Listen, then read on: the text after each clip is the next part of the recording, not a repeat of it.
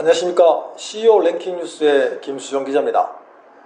한참 오래전의 얘기입니다. 1997년도에 대한민국 언론에서 한국에도 이제 100년 된 기업이 나오기 시작했다라고 하는 보도를 하기 시작했습니다. 대기업으로 성장한 두산, 그리고 지금은 없어진 모 은행, 그리고 작은 약품회사, 제약회사이긴 합니다만 부채표라고 하는 브랜드로 약을 만들고 있는 동아제약, 그 다음에 경남 마산에 있는 작은 몽고간장이라고 하는 간장회사, 이렇게 서너 개가 한국에서 100년 기업이 되었다는 뉴스가 있었습니다. 그로부터 지금 25년, 6년이 다시 흘렀습니다.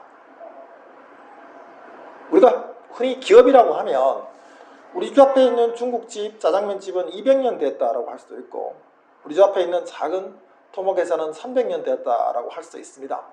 하지만 근대식 기업의 개념은 소위 생산과 영업과 관리부서라고 하는 회계가 분리된 상태를 근대식 기업이라고 합니다. 바로 회계가 분리된 상태, 복식 부기를 쓰느냐 안 쓰느냐에 따라서 근대식 기업을 구분하게 되는 것입니다. 바로 두산그룹, 동아약품, 몽고간장, 이런 회사들이 회계를 분리하면서 근대식 기업으로 거듭나게 되는 것입니다. 물론 누구나 다 아는 그런 기업들이 있습니다만 우리가 어떻게 보면 잘 모르는 기업이지만 생활과 가까운 기업이 바로 제약회사라고 하는 부채표 동아약품이 아닌가 생각합니다. 동아약품이라고 하면 사람들이 약품, 제약회사 이름은 잘 모르는 사람이 있긴 하지만 가스활명수라고 하면 대한민국 사람들이야 모르는 사람이 없을 겁니다. 가스활명수, 그리고 후시딘, 그다음에 감기약, 판콜, 이런 제품을 만드는 것이 바로 부채표 동아약품입니다. 동아약품이 최근 기업 126년이 되었다는 것을 알리고 작년까지 125년 동안의 광고사를 하나의 책으로 묶었습니다. 동아약품의 광고사, 125년 광고사 책이 나왔습니다. 제가 사실은 판매하는 책은 아닙니다. 판매하는 책은 아니다 보니까 책을 구하기 어렵습니다만 제가 어렵게 구했습니다. 일반 사람들 중에서 책이 필요하시거나 자료가 필요하신 분은 동아약품 홈페이지에 들어가시면 PDF로 다운받아서 볼 수가 있습니다. 동아약품에서 생각보다 많이 찍지는 않았다고 했습니다. 그래서 제가 어렵게 책을 바꿔서 책을 간단하게 소개하고 이 책이 왜 의미가 있는지에 대해서 말씀을 드리고자 합니다. 어떻게 보면 근대 기업 역사와 함께 한국 광고사가 시작되었다고 할 수 있습니다. 동아약품은 가스활명수를 사실 궁중에서 나오던 비법과 서양의약품의 기술력을 보태서 가스활명수를 만들었습니다. 이 가스활명수가 동아약품 126년을 만드는 기록이며 또한 하나의 성장 과정 중에 중요한 모습이었을 겁니다. 1955년도쯤 될 겁니다. 유명한 시인 박인환 시인이 술을 상당히 좋아했다고 하죠. 술을 좋아할 때마다 술 한잔 마시고 해장으로 박인환 시인은 가스활명수를 아침마다 마셨나 봐요. 그런데 시인 이상의 추모제에 갔다가 사흘 밤낮을 술을 마시고 집에 돌아온 그는 새벽에 생명수를 달라고 하는 외침과 함께 죽고 말았습니다. 그 생명수가 무엇이냐? 바로 그가 즐기던 가스활명수였습니다. 생명수라는 것이 어떻게 보면 이 땅에 가난한 서민들한테는 가스활명수 한 잔이 막힌 속을 뻥 뚫어주고 또한 일제강점기의 어려운 시절에 힘든 노동과 함께 일하는 시절에 소화불량에 걸렸을 때 가스활명수야말로 정말 몸을 다시 회복할 수 있는 생명수와 같았던 것입니다. 그래서 가스활명수는 오랫동안 생명수란 이름으로 불리게 되었습니다. 정말 강원도, 그다음 평안도 이런 시골에서 길을 가다가 급체해서 쓰러진 어른들을 보고서 가스활명수를 먹였더니 금방 살아났다라고 하는 뉴스가 전국 곳곳에서 드러나기도 했었습니다. 초기의 가스활명수는 요즘으로 보자면 굉장히 비싼 금액이었습니다. 아마 당시에는 마개를 만들거나 그 다음에 병뚜껑을 만드는 기술력이나 시설이 부족했기 때문에 초기에 가스활명수를 만들어서 주로 수도권에 유통하는 정도였다고 합니다. 이후에 일본을 통해서 기술력이 좋아지면서 저기 평안도, 함경도, 경상도, 전라도까지 보급이 되었습니다. 하지만 일제강점기 초기까지만 해도 가스 알명수의 한 병의 그릇은 한 병 값은 우리가 말하는 설렁탕 두 그릇 값에 맞먹었다고 합니다.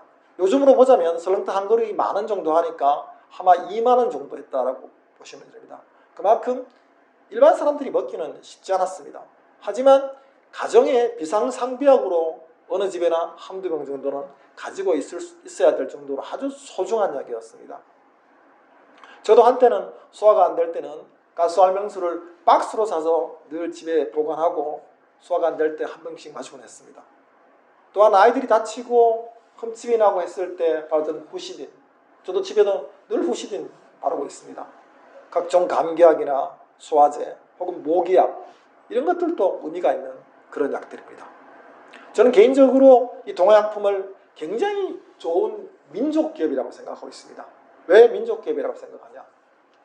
동화약품을 소위 창업한 민씨 일가부터 추후에 송씨 집안까지 그들은 한국의 독립운동을 돕기 위해서 조선어 학회를 지원한다든가 물산 장려운동을 지원하는 여러 가지 일들을 했습니다.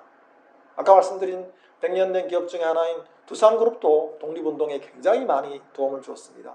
지금의 LG그룹 역시도 독립운동에 많은 도움을 주었습니다. 동화약품은 작지만 굉장히 강한 회사입니다. 126년 동안 오로지 제약, 약 만든 일을 하면서도 독립운동을 했었고 민족기업으로서의 가치를 잃지 않기 위해서 노력했습니다. 바로 이러한 봉사와 헌신의 정신이 오늘날 동화약품을 있게 했고 동화약품이 건전하게 성장하고 있는 모습이 아닌가 생각합니다. 저도 그래서 개인적으로 동화약품을 참 좋아하고 동화약품을 사랑합니다. 바로 이 책은 125년의 광고 이야기를 담은 책으로서 저는 의미가 있다고 생각합니다. 한국의 근대, 현대 광고사를 공부하는 사람, 특히 저처럼 마케팅이나 광고를 전공한 사람들은 반드시 봐야 될 책이 아닌가라고 생각을 합니다. 사료로서 가치가 있고 역사적으로 의미가 있는 책이라고 생각을 합니다. 우리가 흔히 가스 알병수를 한 병 마시고 후시드를 바르는 것에 끝나지 않고 126년 된 역사를 가지고 있는 동화약품을 다시 한번 생각할 수 있고 또한 민족기업으로서 꾸준히 성장할 수 있도록 그러한 성장의 모토에서 우리 서민들이 작은 보탬이라도 줄 수 있고 받을 수 있는 그런 기업으로 저는 성장하길 바랍니다. 저는 125년의 동화약품이 앞으로 200년, 300년, 1000년 가는 기업으로 성장하길 바라면서 이런 동화약품의 좋은 책들이 공부하는 정락들을 포함해서 많은 시민들에게 읽혀져서 동화약품의 독립운동을 지원하다는 역사라든가 정말 힘들게 소화 안 돼서 고생하던 어린이, 노인들을 위해서 봉사하던 그런 모습들이 많은 사람들에게 공감이 될 수 있도록 해서 동화약품이 지속적으로 발전할 수 있는 모습을 보였으면 하는 생각입니다. 자, 여러분들에게 추천합니다. 동화약품 125년 광고사입니다. 책을 구하기는 쉽지 않습니다. 하지만 홈페이지에 들어가면 PDF로 다운로드를 받아서 볼 수 있습니다.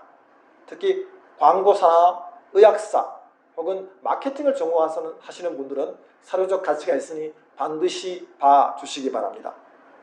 아울러 동화약품 정말 좋은 약을 많이 만드는 좋은 회사라고 생각을 합니다. 애용해 주시고 또 민족기업으로 사랑해 주시기 바랍니다. 이상입니다. CEO 랭킹뉴스 김수정 기자였습니다.